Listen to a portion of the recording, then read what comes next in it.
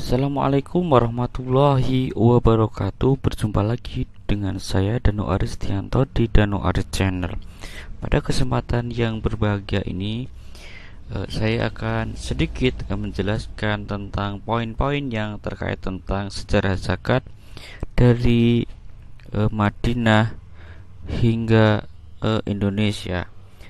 Pada eh, kesempatan sebelumnya, di video sebelumnya, telah ada tentang sejarah zakat di periode Mekah, di mana di mana pada periode Mekah itu sebenarnya Allah sudah memberikan sinyal atau bahkan juga perintah zakat gitu ya, eh, tetapi memang di situ tidak ada ketentuan atau belum ada ketentuan yang secara rinci seperti berapa jumlah yang harus dikeluarkan zakatnya, belum belum ada ketentuan nisabnya dan lain sebagainya.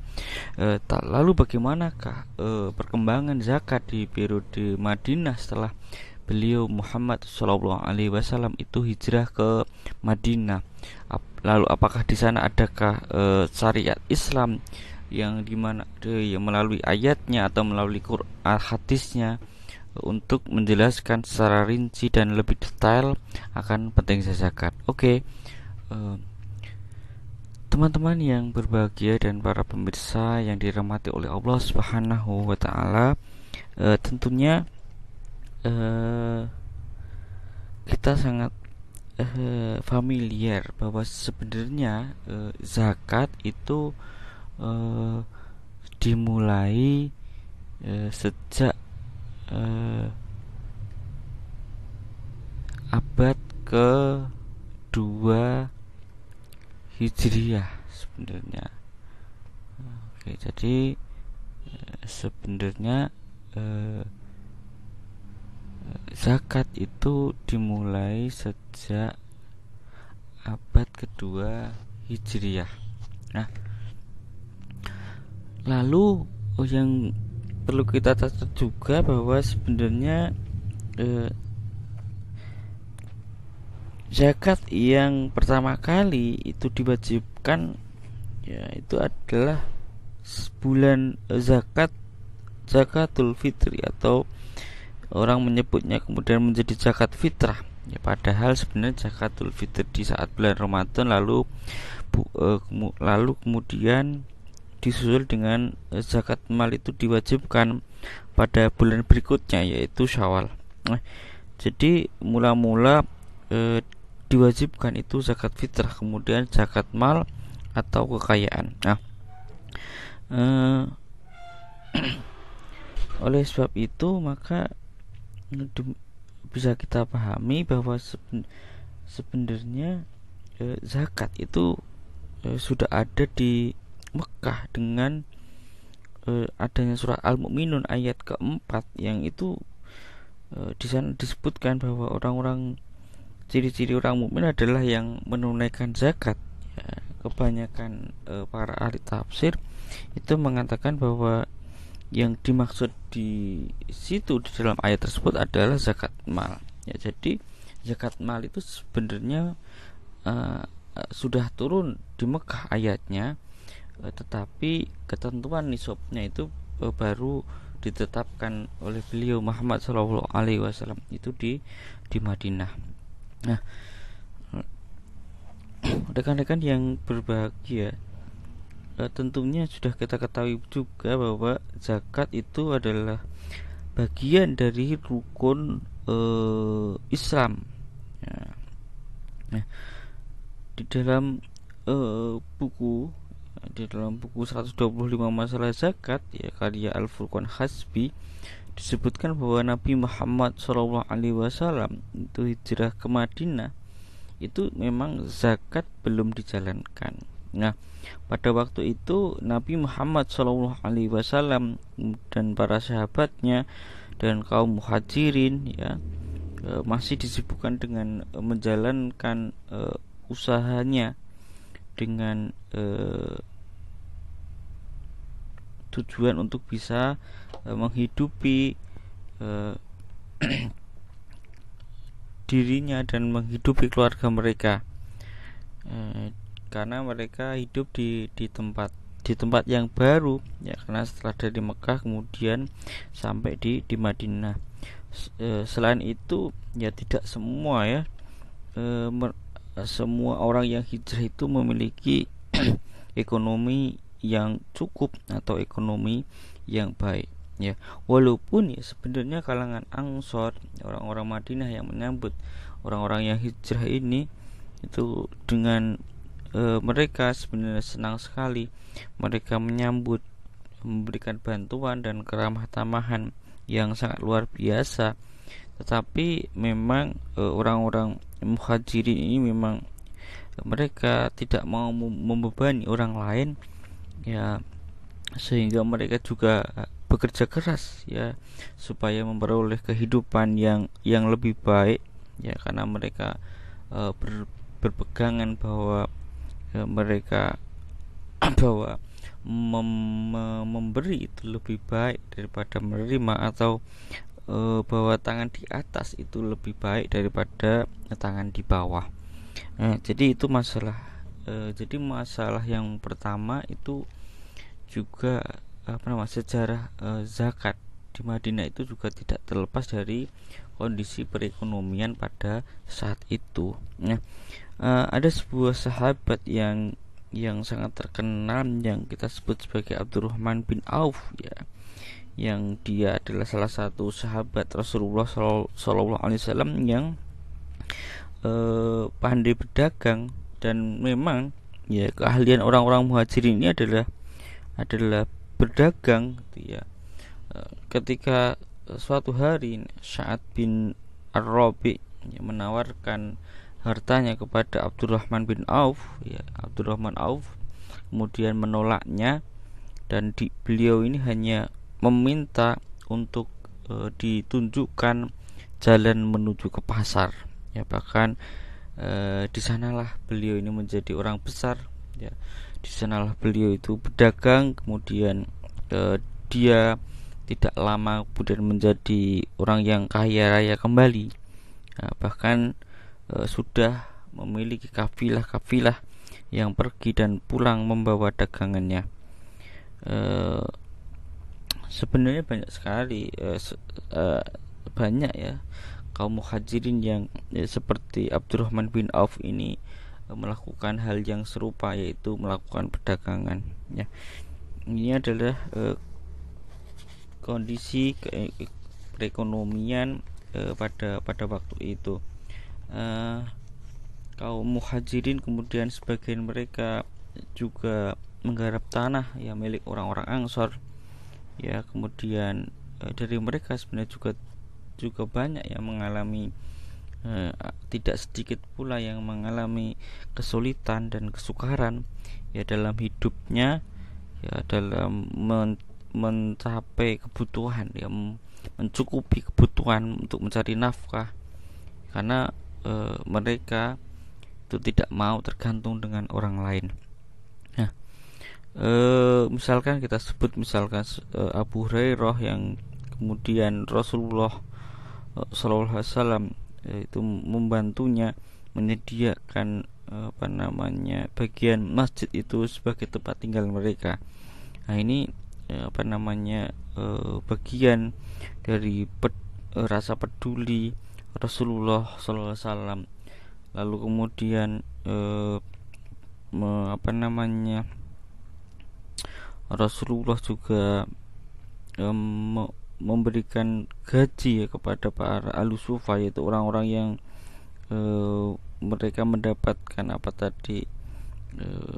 bertempat tinggal di bagian masjid yang beratap ya sebagai tempat tinggal itu ya, diambil dari kekayaan, sebagian kekayaan dari kaum muslimin, baik dari kaum muhajirin ataupun kaum Ansor yang berkecukupan.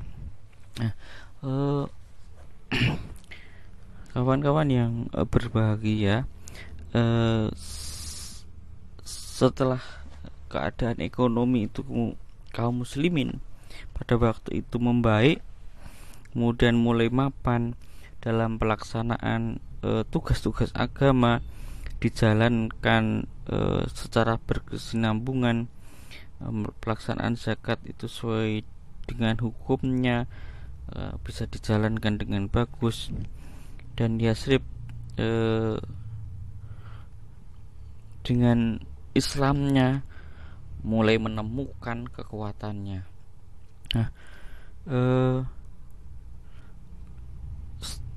dengan kondisi yang demikian, lalu kemudian turun ayat di dalam Al-Quran, ayat 110 di dalam surat Al-Baqarah, wa aqimus sholah wa atuz zakah wa ma tuqaddimu li anfusikum min khairin tajiduhu indallah innallaha bima ta'maluna basir. Dan dirikanlah sholat dan tunaikanlah zakat, dan kebaikan apa saja yang kamu usahakan bagi dirimu, tentu kamu akan mendapat pahala pada sisi Allah. Sesungguhnya Allah Maha melihat apa yang kamu kerjakan. Ya, tentu ini berbeda dengan ayat sebelumnya, di mana kewajiban zakat itu diungkapkan dengan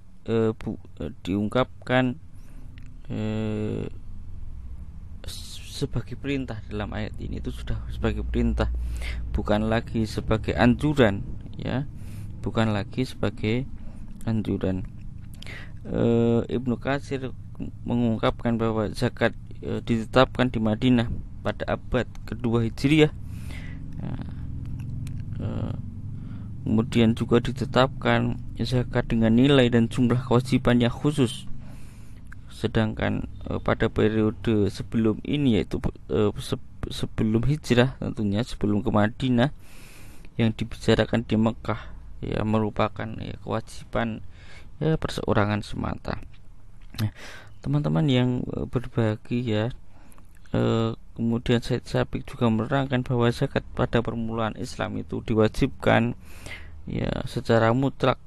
Kewajiban zakat itu tidak dibatasi harta yang diwajibkan untuk dizakati. Jadi hartanya itu belum ada ketentuannya, lalu dan ketentuan kadar zakatnya juga belum ditentukan. Ya, semua itu kemudian lalu bagaimana ya zakat itu? Zakat sebelum ada ketentuan itu diserahkan kepada kesadaran dan kemurahan hati kaum muslimin. Ya, kan, tetapi setelah atau mulai tahun kedua setelah hijrah, menurut keterangan yang masyhur, maka ditetapkan besar dan jumlah setiap jenis harta yang dijelaskan secara terperinci. Ya, menjelang tahun kedua Hijriah, Rasulullah SAW telah memberikan batasan mengenai aturan-aturan dasar bentuk-bentuk harta yang dizakati, siapa yang harus membayar zakat, dan siapa yang berhak menerima zakat. Maka sejak saat itu zakat kemudian berkembang menjadi sebuah praktek sukarela, menjadi kewajiban sosial keagamaan. Dari yang awalnya sukarela menjadi kewajiban sosial keagamaan yang dilembagakan dan diharapkan dapat dipenuhi oleh setiap kaum muslimin, ya, baik itu nisabnya, jumlah minimumnya, kekayaan yang wajib dizakati.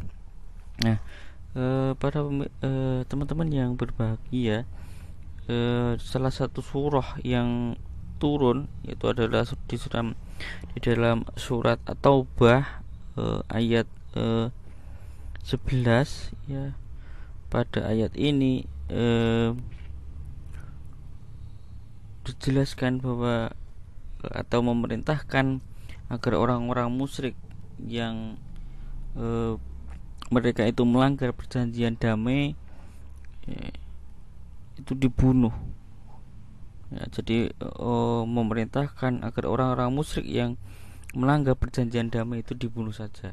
Tetapi jika mereka itu kemudian bertobat, mendirikan sholat wajib dan membayar zakat, maka di dalam ayat ini diperintahkan untuk dibebaskan atau mereka diberi kebebasan. Fa in tabu wa aqamus shalah wa atau zakah fa ihwanukum fiddin. Ya, wa ihwanukum fiddin. Fa in tabu, jika mereka bertobat, wa aqamus shalah wa atuz zakah, ya, mereka mendirikan sholat, menunaikan zakat, ya, fa ihwanukum fiddin, maka mereka itu adalah saudara-saudaramu. Fa nufassilul ayati liqaumi ya'lamun, ya, dan kami menjelaskan ayat-ayat itu bagi kaum yang mengetahui. Para pemirsa dan teman-teman yang berbahagia, kau di surah At-Taubah ayat 18 itu juga ada tentang Allah menjelaskan bahwa Allah juga meridhai orang-orang yang menyemarakan zakat, yaitu menyemarakan atau meramaikan masjid, ya. Siapa itu? Yaitu orang yang beriman kepada Allah dan hari akhir, mendirikan sholat, membayar zakat. Itu di surah At-Taubah ayat 18. Kemudian ada juga di surat-surat yang lain seperti di At-Taubah ayat 34 sampai 35, atau ayat 71, kemudian At-Taubah ayat 67 dan 103. Nah, semua ayat-ayat yang saya sebutkan di atas adalah berkata bahwa orang yang enggan dan tidak mau membayar zakat, maka ia dianggap belum termasuk barisan orang-orang yang bertakwa di sisi Allah Subhanahu wa ta'ala.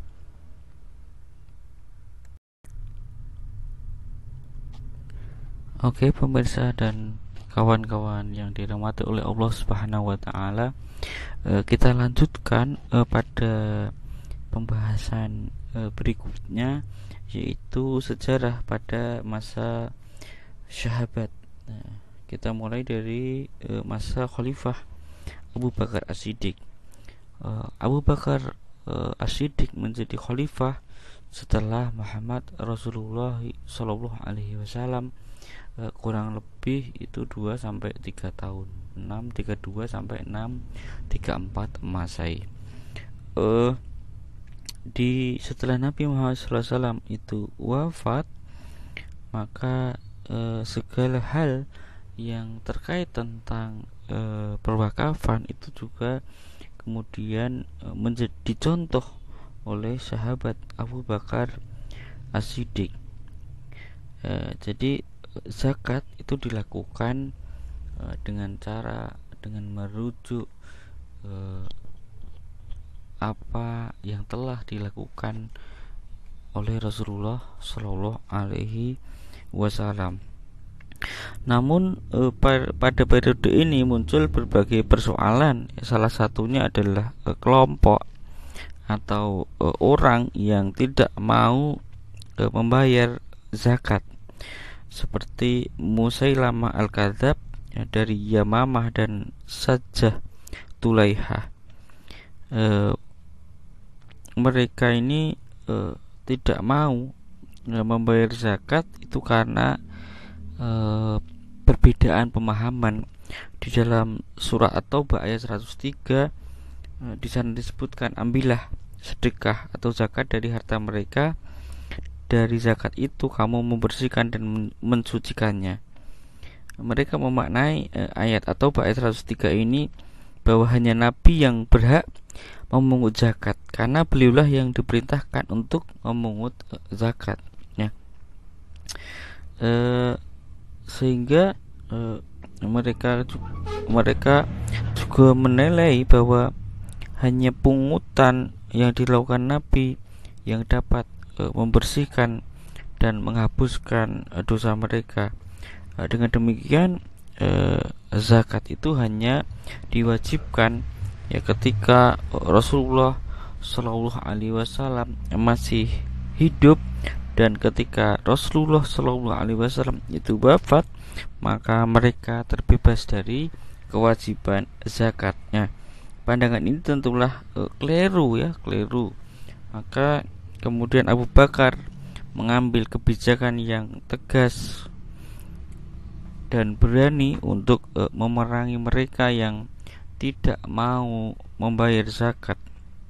Nah, para hadirin, para pemirsa yang dirahmati oleh Allah Subhanahu wa taala, kawan-kawan yang berbahagia,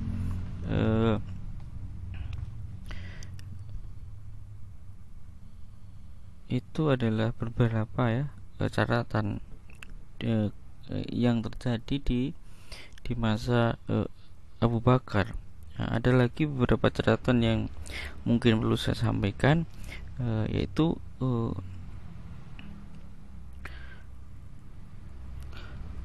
Abu Bakar itu dalam penanganan zakat itu juga belum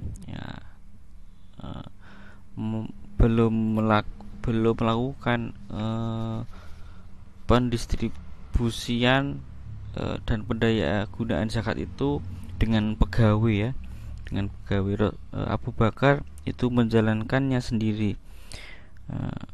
Abu Bakar memulai tugasnya itu dengan mendistribusikan dan mendaya gunakan zakat bagi orang-orang yang berhak menerimanya, ya, menurut cara yang dilakukan Rasulullah Shallallahu Alaihi Wasallam, yaitu dengan cara mengambil harta dari Baitul Mal menurut ukuran yang wajar dan diberikan kepada golongan yang berhak untuk menerimanya. Selebihnya dari itu kemudian dibelanjakan untuk persediaan angkatan bersenjata yang berjuang di jalan Allah Subhanahu wa taala. Dan dalam soal pemberian ini Abu Bakar tidak membedakan antara yang terdahulu dan terkemudian masuk Islam, sebab semuanya itu berhak untuk memperoleh zakat apabila kondisinya membutuhkan, apabila kondisinya itu termasuk dalam kelompok asnaf penerima zakat yang disebutkan di dalam surah At-Taubah ayat 60. Catatan lain di Abu Bakar itu adalah Abu Bakar mendirikan Baitul Mal di San'ah, ya, daratan tempat yang terletak di daratan tinggi Madinah, ya. Beliau itu tidak mengangkat satu pegawai pun, ya, atau pegawai yang mengawasinya, ya. Jadi tidak ada pegawai yang diangkat beliau untuk untuk mengawasi atau mendistribusikan, tidak sama sekali. Tetapi Abu Bakar berjanji bahwa semua harta yang ada di Baitul Mal itu disalurkan sampai habis dan tidak ada sisa sedikit pun di sana. Nah, itu adalah janji beliau karena itu adalah sebagai sebuah amanah yang harus disalurkan. Teman-teman yang berbahagia, kita lanjut ke yang Umar bin Khattab. Di masa Umar bin Khattab, ya, sudah ada pembentukan Baitul Mal dan juga melantik amil zakat yang bertugas untuk mengumpulkan zakat dari orang-orang dan kemudian mendistribusikan kepada golongan yang tidak yang berhak untuk menerimanya. Nah,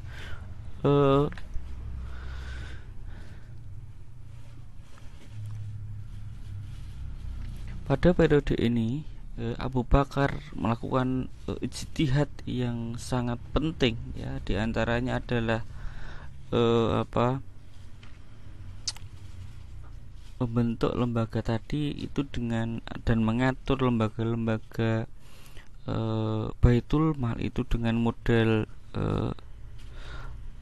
sentralisasi, ya, sebagai model dengan model sentralisasi. Umar bin Khattab itu berijtihad yang kedua itu tentang bahwa mu'alaf itu tidak berhak menerima zakat, ya. Tentunya ini dengan pertimbangan bahwa mu'alaf yang dalam tanda ekonominya itu sudah kuat, ya sudah cukup ya pada situasi dan kondisi tertentu tidak layak untuk mendapatkan zakat ya.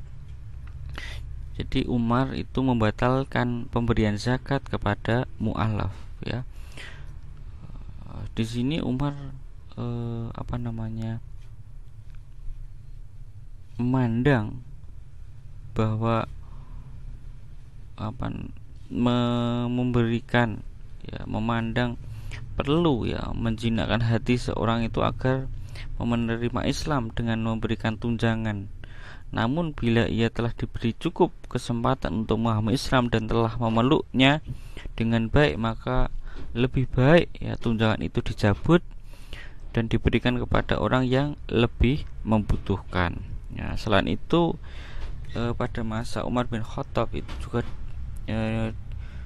memperkenalkan dengan cadangan devisa, yaitu tidak semua dana zakat yang diterima langsung didistribusikan langsung habis ya, namun di sana ada pos-pos devisa yang dialokasikan ya apabila terjadi kondisi darurat ya, itu digunakan untuk kondisi-kondisi darurat tersebut. Ada dana dari zakat itu misalkan untuk kondisi ketika perang ataupun ketika terjadi bencana alam ya.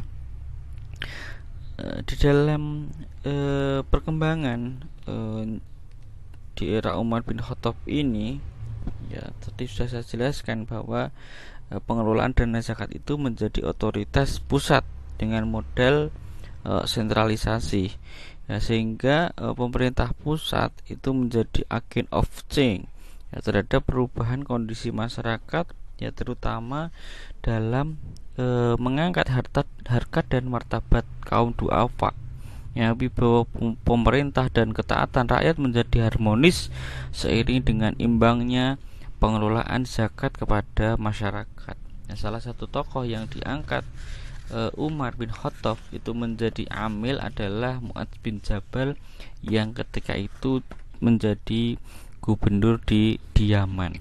Nah, itu yang luar biasa sekali yang dilakukan oleh Umar bin Khattab ya. Beliau tidak hanya bergerak ya untuk menciptakan Baitul Mal, tapi beliau juga beristihad ya, sesuatu yang benar-benar baru yang mungkin itu keluar dari teks, tetapi beliau mempertimbangkan kemaslahatan yang ada di masyarakat. Para pemirsa yang budiman, teman-teman yang dirahmati oleh Allah Subhanahu wa taala, sedangkan di periode Utsman bin Affan kebijakan yang ada di masa Umar bin Khattab itu dilanjutkan dan dikembangkan oleh Utsman bin Affan. Kondisi perekonomian pada masa Utsman bin Affan itu sudah sangat makmur, bahkan Utsman itu sampai harus juga mengeluarkan zakat dari kharaj dan jiz'ah yang diterimanya. Harta zakat pada periode Utsman mencapai rekor tertinggi dibandingkan pada masa-masa sebelumnya. Utsman ya melantik Zaid bin Sabit untuk mengelola dana zakat ya. Saking mungkin kondisi ekonominya yang bagus ya, pernah suatu saat bahwa Utsman ini memerintahkan Zaid untuk membagi-bagikan harta kepada yang berhak, namun masih tersisa 1000 dirham. Lalu Utsman menyuruh Zaid untuk membelanjakan sisa dana tersebut untuk membangun dan memakmurkan Masjid Nabawi. Pada periode ini juga ada sinyalemen bahwa perhatian khalifah pada pengelolaan zakat tidak juga sepenuhnya seperti pada khalifah Umar bin Khattab, karena periode Utsman bin Affan itu sudah wilayah kekhalifahan Islam itu sudah semakin semakin luas dan pengelolaan zakat itu semakin sulit terjangkau karena birokrasi yang sangat terbatas ya. Sementara pendapatan negara selain zakat itu juga memadai, yaitu kharaj dan jizyah, sehingga khalifah lebih fokus dalam pengelolaan pendapatan negara yang kita sebut tadi seperti kharaj dan jizyah yang besarnya itu dapat diubah ya, beda dengan zakat yang besarannya itu mengikuti syariatnya. Para pemirsa dan teman-teman yang berbahagia serta dirahmati oleh Allah Subhanahu wa taala, yang terakhir adalah sahabat Ali bin Abi Thalib yang memerintahkan dari 656 sampai 661 ya, sekitar 5 sampai 6 tahun. Nah, dalam kebijakan zakat dan pengelolaan uang negara, Khalifah Ali bin Abi Thalib mengikuti prinsip yang ditetapkan oleh Umar bin Khattab. Ya, zakat itu diletakkan di Baitul Mal ya, namun zakat diposisikan berbeda dengan harta yang lain ya, karena zakat itu berbeda ya dari segi perolehannya, dari segi kadarnya yang harus dikumpulkan ya. Beliau ini sangat terkenal sekali ya dalam amanah menjalankan pengumpulan dan pendistribusian zakat ya, sehingga ketika suatu hari beliau ini mendapatkan laporan bahwa ada petugas amil yang melakukan kecurangan, beliau memerintahkan untuk untuk ya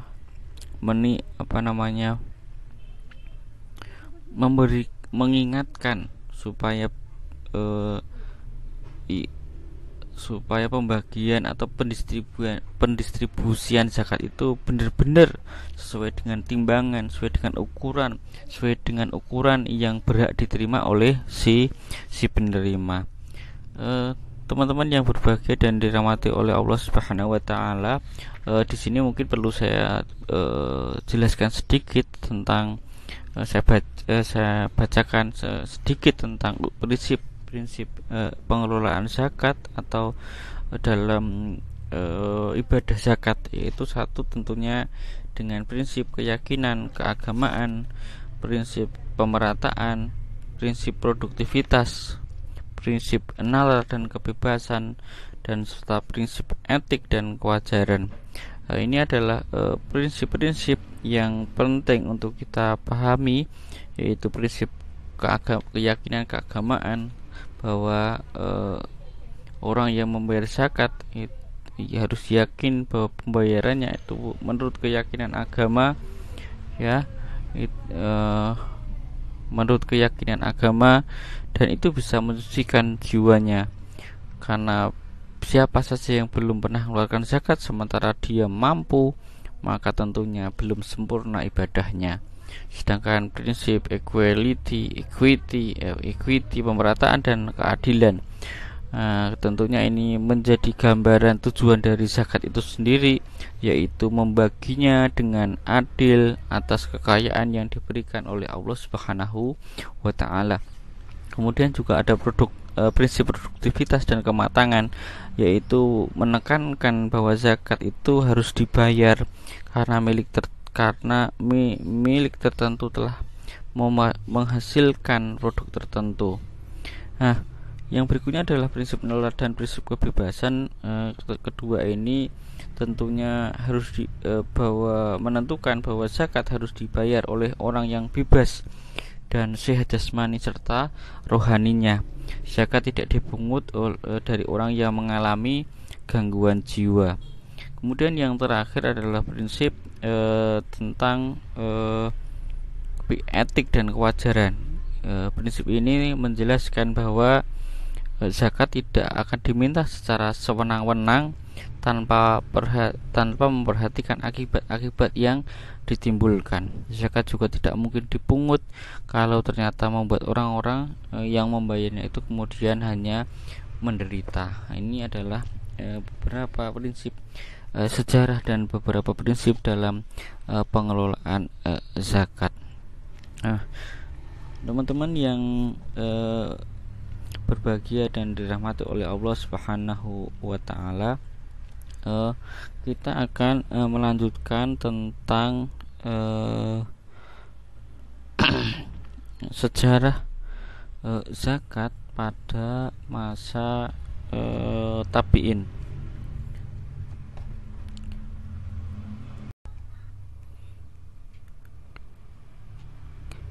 Pada periode tabi'in,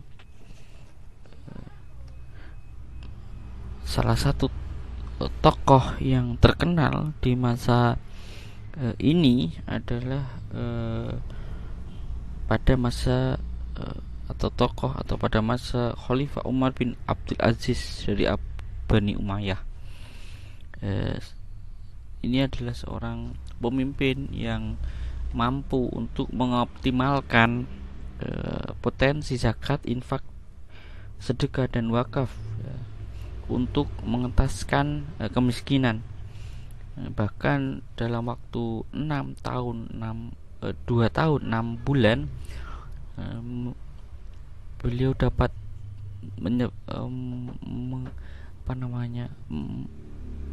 mengatur negaranya, menciptakan negara menjadi negara yang makmur dan sejahtera tanpa orang miskin. Sebuah riwayat itu menjelaskan ketika khalifah di zaman Umar bin Abdul Aziz dan gubernurnya di Baghdad yang pada waktu itu adalah Yazid bin Abdurrahman, melaporkan kepada Umar bin Abdul Aziz ini bahwa zakat atau uang atau harta di Baitul Mal itu sangat melimpah sekali, sehingga Yazid bin Abdurrahman ini sampai bingung mau dikemanakan harta yang ada di Baitul Mal, karena sudah tidak ada lagi orang yang mau menerima zakat. Lalu Umar bin Abdul Aziz ini memerintahkan si Yazid tadi, si gubernur tadi itu untuk memberikan upah, digunakan untuk memberikan upah dari uang Baitul Mal tadi itu kepada orang yang biasa menerima upah. Lalu dilaksanakan dan masih tersisa juga. Kemudian Umar menginstruksikan lagi untuk harta tersebut, harta di Baitul Mal itu diberikan kepada orang yang berutang dan tidak boros. Namun ternyata harta di Baitul Mal juga belum habis. Lalu perintah yang terakhir itu dari Umar bin Abdul Aziz memerintahkan untuk menikahkan orang yang lajang dan membayarkan maharnya. Namun masih harta di Baitul Mal itu masih berlimpah, masih sisa. Dan kemudian karena masih sisa, Umar memerintahkan Yazid bin Abdurrahman itu untuk memberikan modal untuk diberikan kepada orang yang mencari orang yang usaha dan membutuhkan modal. Yes. Inilah yang dilakukan oleh Umar bin Abdul Aziz, karena mengelola zakat, infak, sedekah dan wakaf dengan sebaik-baiknya, sehingga tidak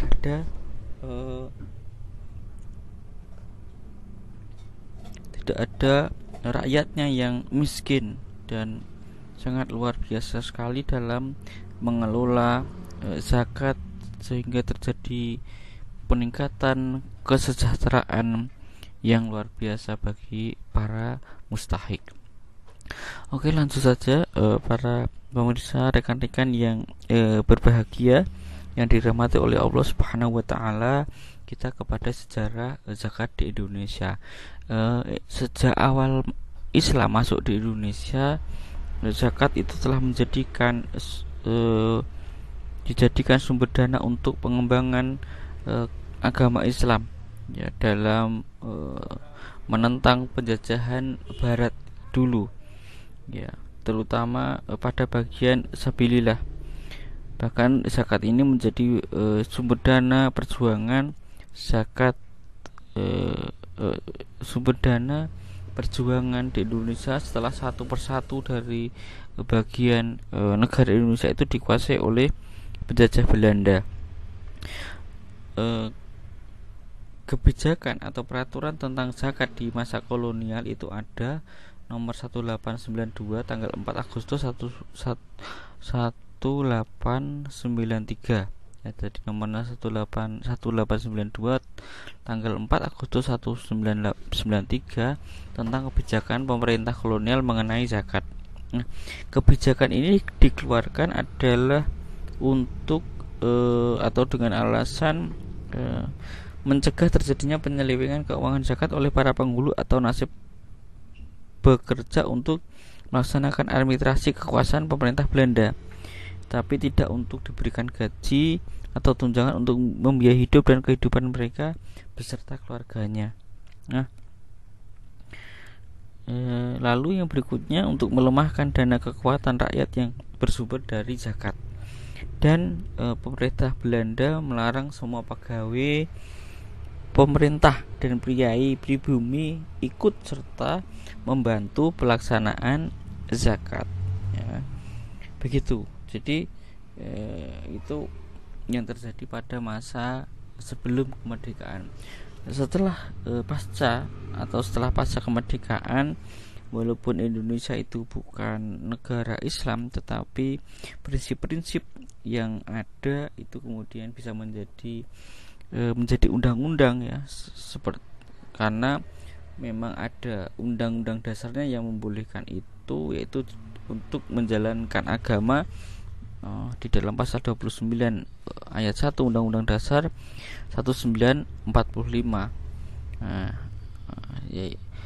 Pada intinya kemudian Indonesia ini bisa menyentuhkan beberapa peraturan ataupun bahkan undang-undang ya tentang zakat. Ya, kita sebut saja misalkan peraturan Menteri Agama nomor 4 dan nomor 5 tahun 1968 ini tentang pembentukan Badan Amil Zakat dan pembentukan Baitul Mal di tingkat provinsi dan kabupaten atau kota madya. Setahun sebelumnya ya, yakni tahun 1967 ya, pemerintah itu telah menyiapkan rancangan undang-undang yang akan diajukan kepada DPR untuk disahkan menjadi undang-undang.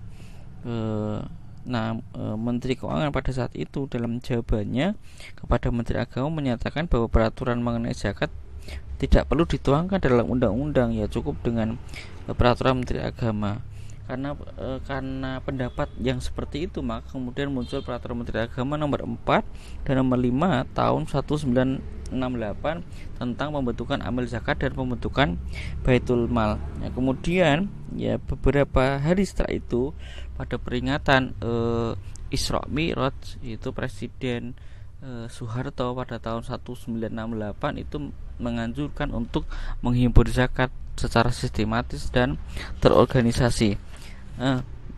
Singkat ceritanya ya, pada tahun 1999 ya itu muncul ya Undang-Undang nomor 38 tadi itu tentang pengelolaan zakat, dan undang-undang ini kemudian direvisi menjadi Undang-Undang nomor 23 tahun 2011 karena undang-undang sebelumnya itu dianggap sudah tidak sesuai dengan kondisi zaman dan kondisi sosial masyarakat di Indonesia. Itu sejarah singkat tentang zakat di Indonesia. Semoga bisa dipahami, bisa dicerna dengan baik. Dan sekian video pada sesi ini tentang sejarah zakat di periode Madinah hingga zakat di Indonesia. Semoga teman-teman semua dalam kondisi sehat dan bisa menerima apa isi dalam video ini, walaupun memang banyak kekurangan, banyak kesalahan dalam menyampaikan ataupun materinya. Demikian, semoga bermanfaat. Terima kasih. Wassalamualaikum warahmatullahi wabarakatuh.